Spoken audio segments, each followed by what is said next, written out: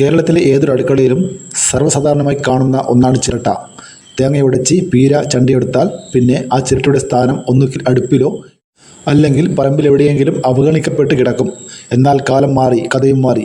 പ്ലാസ്റ്റിക്കിനെയും കടലാസിനെയും കടത്തിവെട്ടി വിപണി കീഴടക്കുകയാണ് നമ്മുടെ സ്വന്തം ചിരട്ട.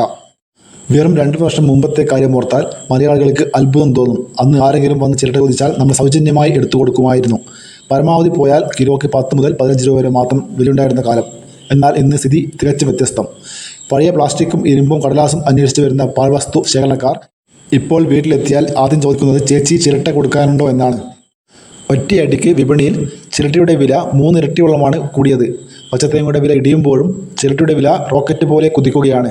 നിലവിൽ 1 കിലോ ചിരട്ടയ്ക്ക് വിപണിയിൽ 32 രൂപ മുതൽ 35 രൂപ വരെ മൊത്ത കച്ചവടക്കാർ നൽകുന്നുണ്ട്. നാട്ടിൻപുറങ്ങളിലെ ചെറുകിട കച്ചവടക്കാരിൽ നിന്നും തമിഴ്നാട്ടിലേക്കും കർണാടകയിലേക്കും വൻകിട മൊത്ത കച്ചവടക്കാരാണ് പ്രധാനമായും ഈ ചിരട്ടകൾ വൻതോതിൽ ശേഖരിച്ച് അതിർത്തി കടത്തി കൊണ്ടുപോകുന്നത്. നമുക്ക് ചിരട്ട വെറുമൊരു അടുപ്പ് കത്തിക്കാനുള്ള വസ്തു മാത്രമാണെങ്കിലും വ്യവസായ ലോകത്ത് ചിരട്ട ഇന്ന് കറുത്ത സ്വർണ്ണമാണ്. ചിരട്ടയുടെ ഏറ്റവും വലിയ വ്യവസായ സാധ്യത കിടക്കുന്നത് ആക്ടിവേറ്റഡ് കാർബൺ നിർമ്മാണത്തിലാണ്. ചിരട്ട പ്രത്യേക താപനിലയിൽ കടഞ്ഞെടുക്കുന്ന ഈ കാർബണിന് രാജ്യാന്തര വിപണിയിൽ വൻ വിലയാണുള്ളത്. ലോകമെമ്പാടും കുടിവെള്ള ശുദ്ധീകരണ ഫിൽട്ടറുകളിൽ വലിയ തോതിൽ ചിരട്ടക്കരി ഉപയോഗിക്കുന്നുണ്ട്. ജലത്തിലെ വിഷാംശങ്ങളും ദുർഗന്ധങ്ങളെയും ആഗിരണം ചെയ്യാനുള്ള ഇതിൻ്റെ ശേഷിയാണ് ഇത് ഉപയോഗിക്കാൻ പ്രധാന കാരണം.